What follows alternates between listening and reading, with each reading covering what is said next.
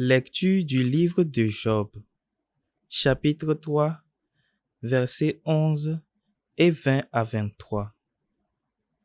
Job ouvrit la bouche et maudit le jour de sa naissance. Il prit la parole et dit: Périsse le jour qui m'a vu naître et la nuit qui a déclaré: Un homme vient d'être conçu. Pourquoi ne suis-je pas mort dès le sein de ma mère? N'ai-je pas expiré au sortir de son ventre? Pourquoi s'est-il trouvé deux genoux pour me recevoir, deux seins pour m'allaiter? Maintenant, je serai étendu au calme, je dormirai d'un sommeil reposant, avec les rois et les conseillers de la terre qui se bâtissent des mausolées, ou avec des princes qui ont de l'or et remplissent d'argent leur demeure.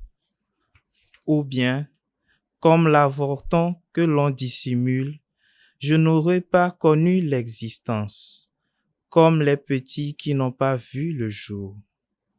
Là, au séjour des morts, prend fin l'agitation des méchants, là reposent ceux qui sont exténués. Pourquoi Dieu donne-t-il la lumière à un malheureux, la vie à ceux qui sont pleins d'amertume, qui aspirent à la mort sans qu'elle vienne, qui la recherchent plus avidement qu'un trésor? Ils se réjouiraient, ils seraient dans l'allégresse, ils exulteraient s'ils trouvaient le tombeau. Pourquoi Dieu donne-t-il la vie à un homme dont la route est sans issue et qu'il enferme de toutes parts? Parole du Seigneur. Nous rendons grâce à Dieu. Que ma prière parvienne jusqu'à toi, Seigneur. Que ma prière parvienne jusqu'à toi, Seigneur. Seigneur, mon Dieu et mon salut, dans cette nuit où je crie en ta présence, que ma prière parvienne jusqu'à toi. Ouvre l'oreille à ma plainte. Que ma prière parvienne jusqu'à toi, Seigneur. Car mon âme est rassasiée de malheur, ma vie est au bord de l'abîme. On me voit déjà descendre à la fosse, je suis comme un homme fini. Que ma prière parvienne jusqu'à toi, Seigneur. Ma place est parmi les morts, avec ceux que l'on a tués, enterrés, ceux dont tu n'as plus souvenir, qui sont exclus et loin de ta main. Que ma prière parvienne jusqu'à toi, Seigneur. Tu m'as mis au plus profond de la fosse, en des lieux engloutis, ténébreux.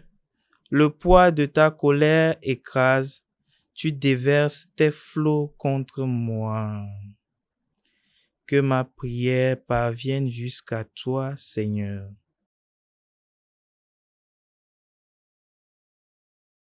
Acclamation de l'Évangile. Le Fils de l'homme est venu pour servir et donner sa vie en rançon pour la multitude. Et la parole de Dieu qui nous est proposée est extraite de Luc chapitre 9, versets 51 à 56. Comme s'accomplissait les temps où il allait être enlevé du ciel, Jésus, le visage déterminé, prit la route de Jérusalem. Il envoya en avant de lui des messagers. Ceux-ci se mirent en route et entrèrent dans un village de Samaritains pour préparer sa venue. Mais on refusa de le recevoir parce qu'il se dirigeait vers Jérusalem. Voyant cela, les disciples Jacques et Jean dirent: Seigneur, veux-tu que nous ordonnions qu'un feu tombe du ciel et les détruise? Mais Jésus, se retournant, les réprimanda, puis il partit pour un autre village. Acclamons la parole de Dieu. Louange à toi, Seigneur Jésus. Nous voyons le Christ qui continue son chemin vers Jérusalem, le visage déterminé. De Galilée, il va vers Jérusalem. Il quitte les périphéries pour aller à la capitale, au centre. Cela symbolise aussi d'abord que dans notre vie spirituelle, il faut quitter les habitudes superficielles pour aller toujours en profondeur avec le Christ. Là, le visage déterminé. Son visage déterminé nous fait penser à Isaïe 50, verset 7.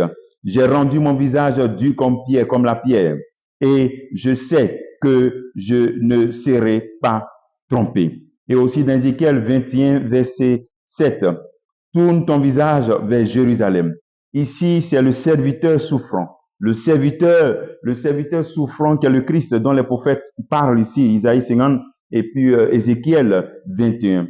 Il sait qu'il aura de l'opposition. Nous savons ce qui va se passer à Jérusalem, mais il a le visage déterminé. C'est un appel aussi, lorsque nous faisons des choix spirituels, à avoir aussi le visage déterminé, à ne pas revenir en arrière, à continuer notre marche, quelles que soient les oppositions. Parce que ici, avec le Christ, il y aura des oppositions déclarées contre son projet de salut, des oppositions de Sanhédrin et des Juifs. Le troisième appel que le Seigneur nous fait en ce jour, c'est de servir Dieu et non nos propres projets. Servir Dieu et nos propres projets. Ça devrait être notre mission de disciple. Parce qu'ici, il va à Jérusalem et il sait ce qui va se passer. Mais il sait qu'il faut qu'il serve Dieu.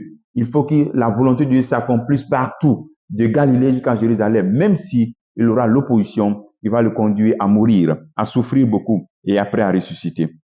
Voici qu'au cours du voyage, et les disciples vont préparer ce chemin dans un village samaritain. Là aussi, ils trouvent encore une opposition. Mais Jésus ne fait pas d'exclusion. Jésus ne fait pas de choix. Il va aussi vers les Samaritains. C'est un appel, nous aussi, à dépasser les limites territoriales, les limites raciales dans nos églises, dans nos maisons. Rappelons-nous de Galates chapitre 3, verset 28. Il n'y a ni juif, ni grec, il n'y a plus d'esclaves, ni homme libre, il n'y a plus l'homme, il n'y a plus d'hommes, ni femmes, car tous, vous êtes plus qu'un, vous êtes dans le Christ.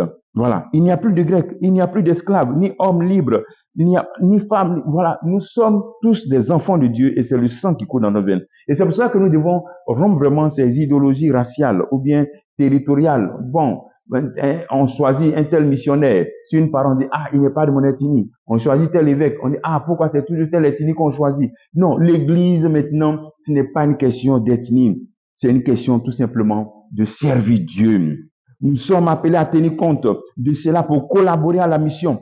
Quand on choisit les responsables de l'église, ou on choisit les supérieurs de nos congrégations, avec le zèle missionnaire, savoir qu'il n'y a plus de territoire, il n'y a plus de différence. Il y a un seul peuple, une seule nation, les chrétiens, les enfants de Dieu.